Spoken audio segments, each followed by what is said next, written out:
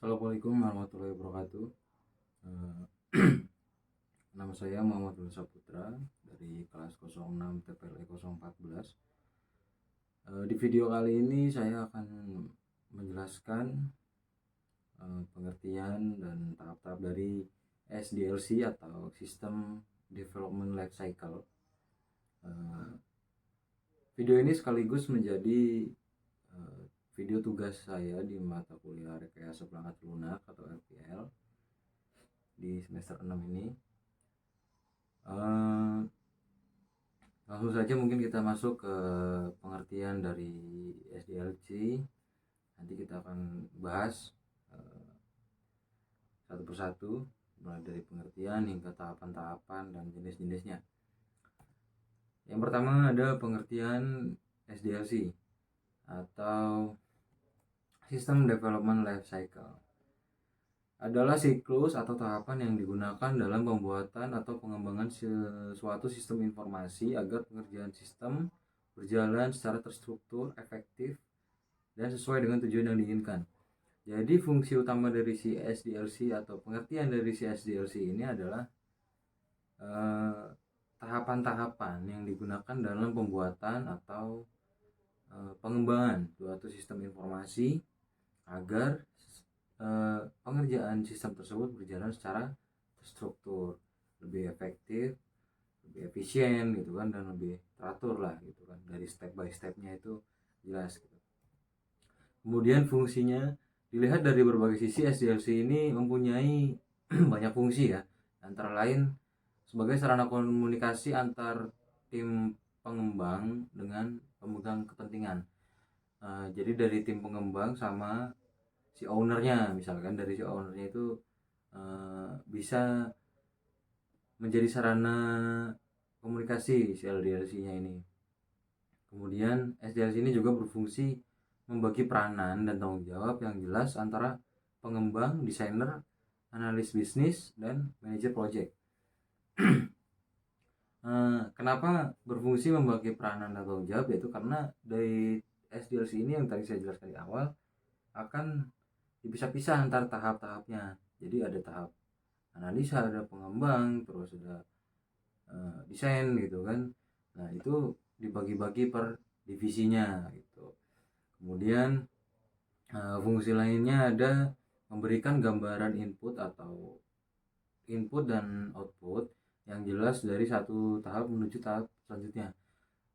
Jadi ntar dari si SDLC ini akan tercipta gambaran-gambaran apa sih yang akan dimasukkan dan apa sih nanti yang akan dikeluarkan di sistem informasi ini gitu.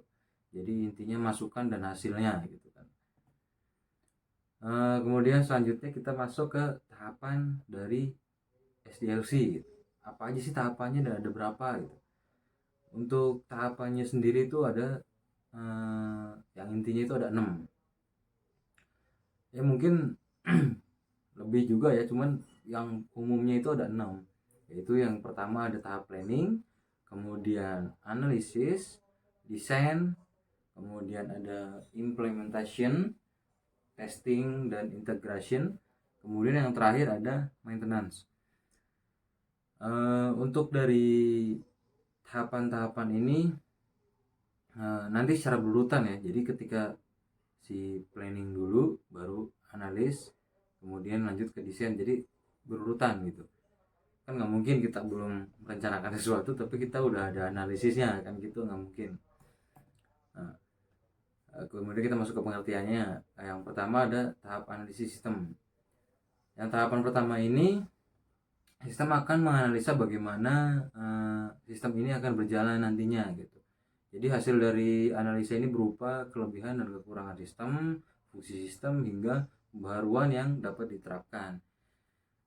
Bagian lain yang termasuk dalam perencanaan ialah alokasi sumber daya, perencanaan kapasitas, penjadwalan proyek, estimasi biaya, dan penetapannya. Jadi di dalam tahapan analisa ini, yang di tahapan pertama nanti kita akan mendapatkan, atau yang pertama kita cari alokasi sumber dayanya kita akan dari mana, kemudian perencanaan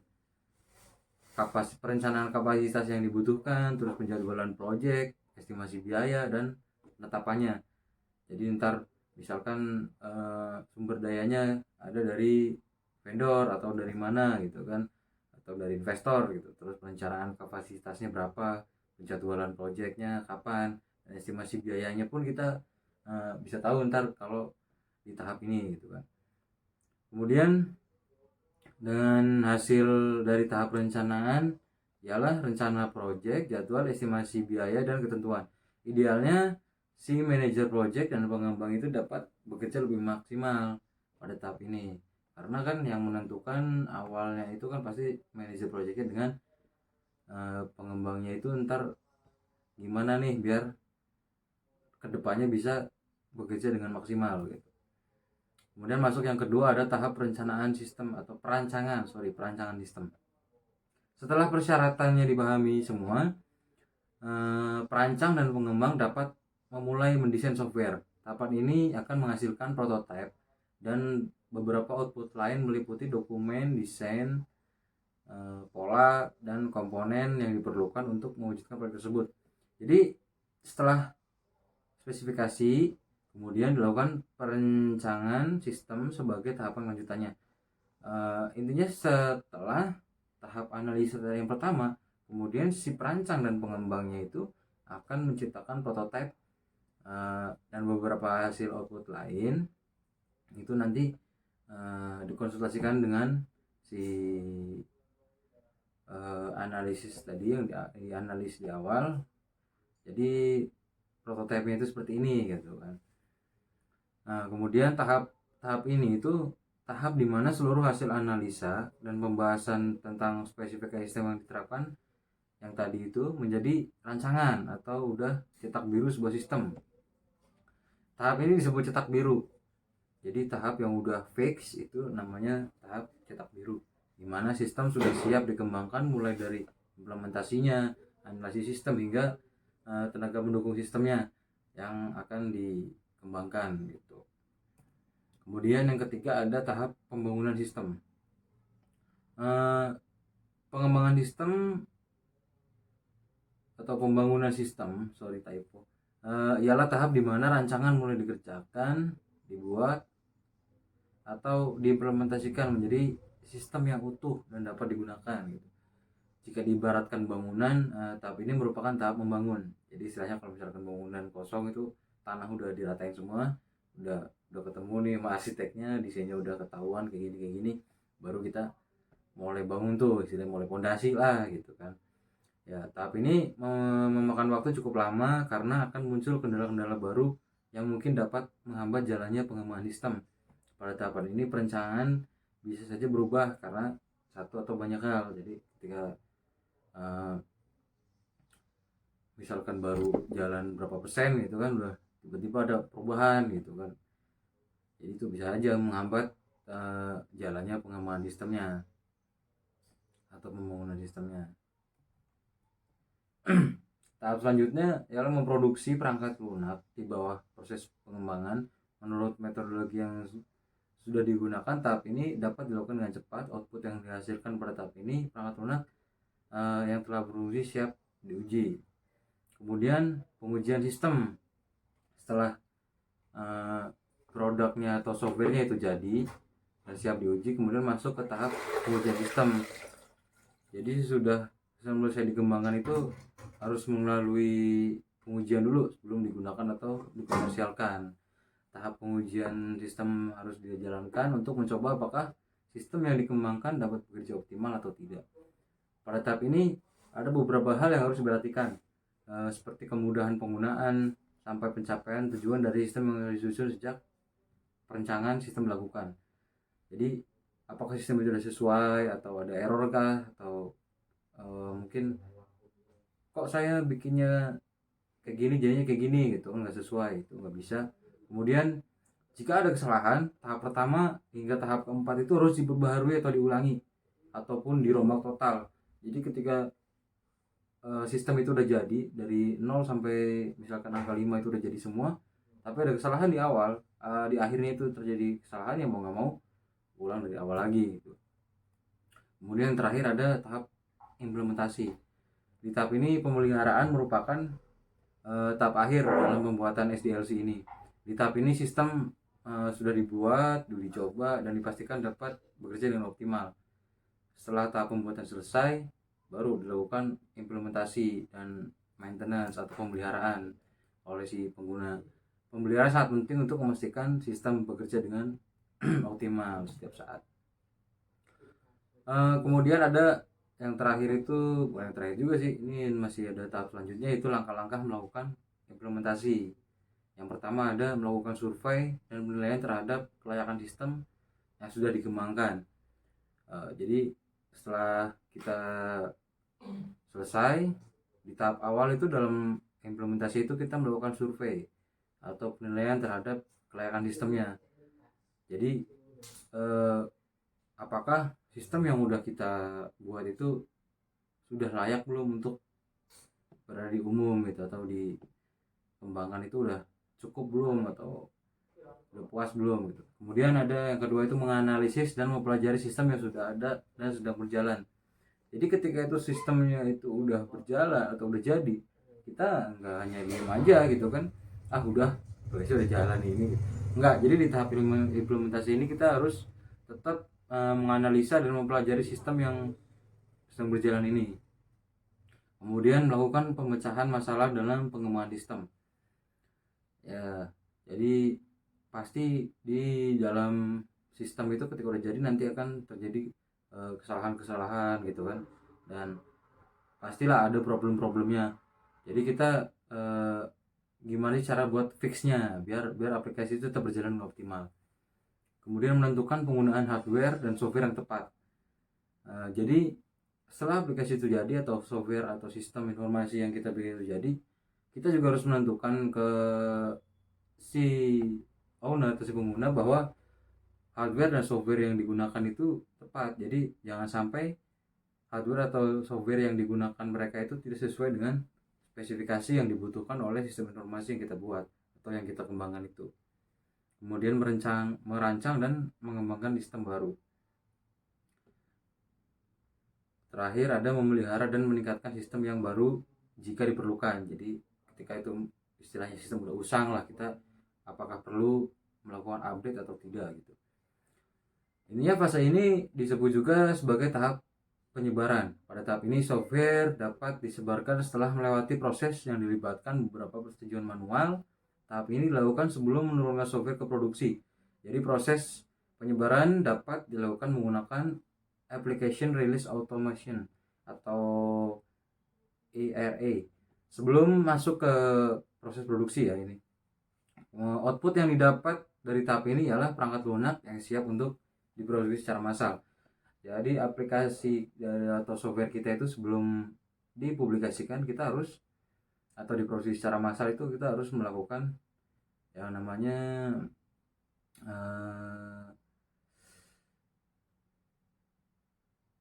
proses melibatkan persetujuan manual. Jadi proses persetujuan dulu. Proses penyebaran itu, persetujuan penyebaran itu ntar dilakukan dengan menggunakan Application Release Automation. Jadi kalau udah mendapatkan persetujuan dari si IRA ini untuk melakukan proses produksi, baru kita bisa memproduksi aplikasi itu secara massal.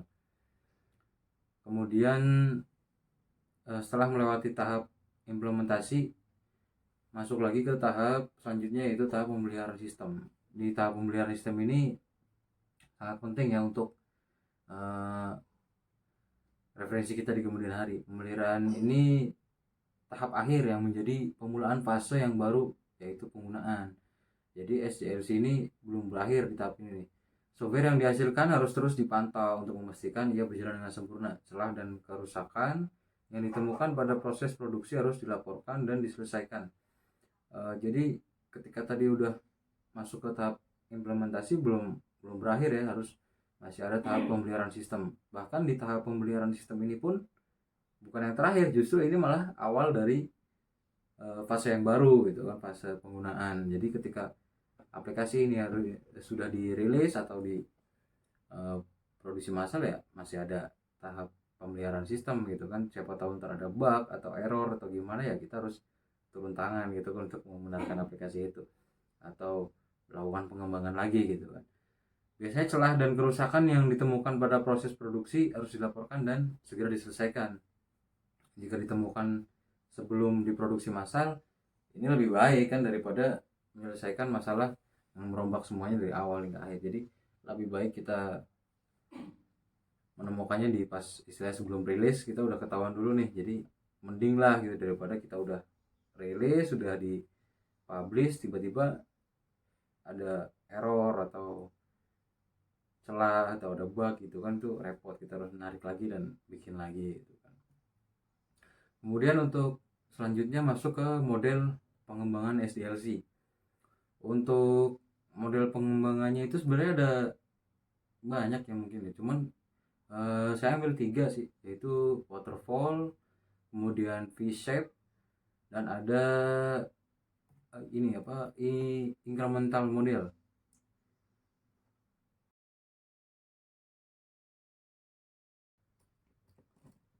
Untuk model-model dari SDLC sendiri, yang pertama itu kan ada waterfall, yang saya jelaskan di artikel saya ini ada waterfall.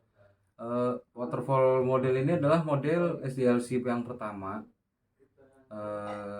maksudnya yang pertama saya jelaskan. Jadi model waterfall ini metode yang cara kerjanya itu menekan fase-fase yang berurutan dan sistematis.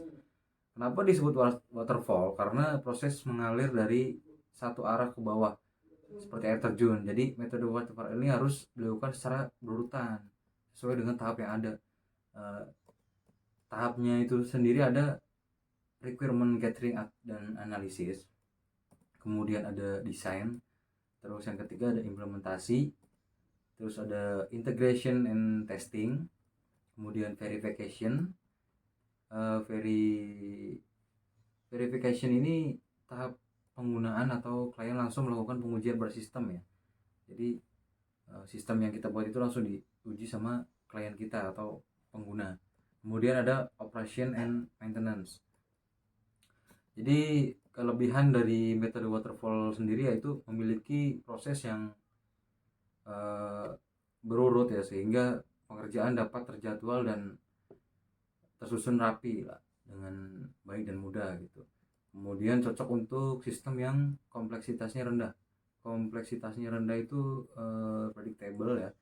Kemudian setiap proses yang dilakukan itu tidak dapat saling tumpang tindih. Jadi kalau misalkan nomor 1 belum selesai ya nggak bisa langsung loncat ke nomor 2. Jadi harus benar-benar urut gitu. Kemudian ada kekurangannya sendiri, itu ada waktu pengerjaannya itu relatif lama, karena ya step by stepnya harus ditunggu satu sama lain gitu. Misalkan nomor 1 belum selesai ya nomor 2 yang harusnya bisa kerja duluan mau nggak mau ya nunggu nomor 1 kelar dulu gitu. Begitupun seterusnya. Kemudian biaya yang dibutuhkan itu relatif lebih mahal ya, karena waktu pengembangannya kan juga lama. Kemudian ada metode tuh waterfall ini kurang cocok ya untuk pengembangan proyek yang memiliki kompleksitas tinggi, itu karena cocoknya untuk kompleksitas rendah.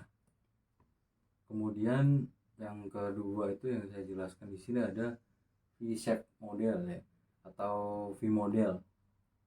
V model ini biasanya metode atau metodologi yang pengembangan linear unik yang digunakan selama siklus hidup pengembangan perangkat lunak. Jadi V model ini berfokus pada metode mirip air terjun juga, sebenarnya mirip waterfall juga, mengikuti tahapan langkah demi langkah gitu. Tapi meskipun tahap awal adalah tahap desain yang luas, kemajuan berlanjut melalui tahap yang terperinci, mengarah ke implementasi dan pengkodean, dan akhir kembali melalui sebuah tahap pengujian yang sesuai gitu. Sebenarnya sama seperti model waterfall, metode V ini juga menetapkan serangkaian tahapan linear yang harus terjadi di seluruh metodenya itu di tahapnya satu persatu sampai proyek itu selesai. Jadi karena alasan ini juga V model tidak dianggap sebagai metode pengembangan yang gesit. Jadi dia termasuknya yang lama juga karena harus menunggu satu sama lain gitu kan. Kemudian untuk kelebihannya sendiri, cocok untuk proyek yang dibatasi karena sifat V model ini yang ketat serta fase desain, implementasi, dan pengujian linearnya, mungkin tidak heran bahwa HIM model ini telah banyak diadopsi oleh industri perangkat medis dalam beberapa tahun terakhir. Kemudian ideal untuk manajemen waktu. Jadi cocok untuk proyek yang harus mempertahankan tenggat waktu yang ketat dan memenuhi tanggal tonggak penting selama proses berlangsung. Jadi kelebihannya itu ya mirip-mirip juga sama kayak waterfall gitu. Kemudian yang ketiga itu ada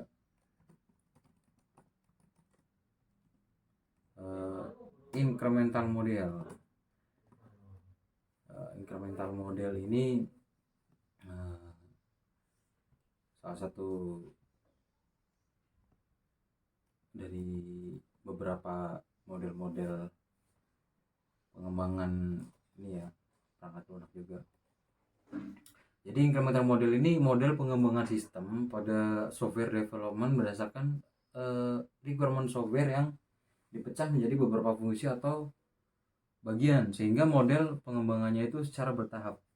Dengan menggunakan incremental model dapat membantu kita untuk mengurangi biaya sebelum mencapai level dari initial productivity dan memaksimalkan proses dari pembuatan suatu fungsi sistem.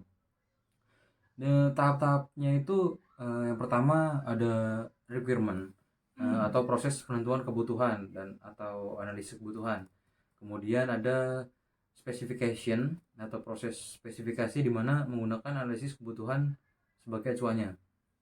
Yang ketiga ada arsitektur desain, yang keempat ada coding, yang keempat ada tes.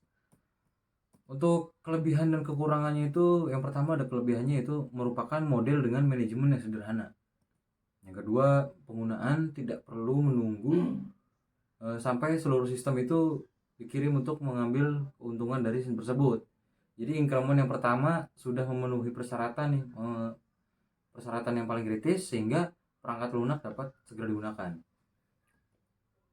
Kemudian resiko kegagalan proyeknya juga lebih rendah daripada model yang lain.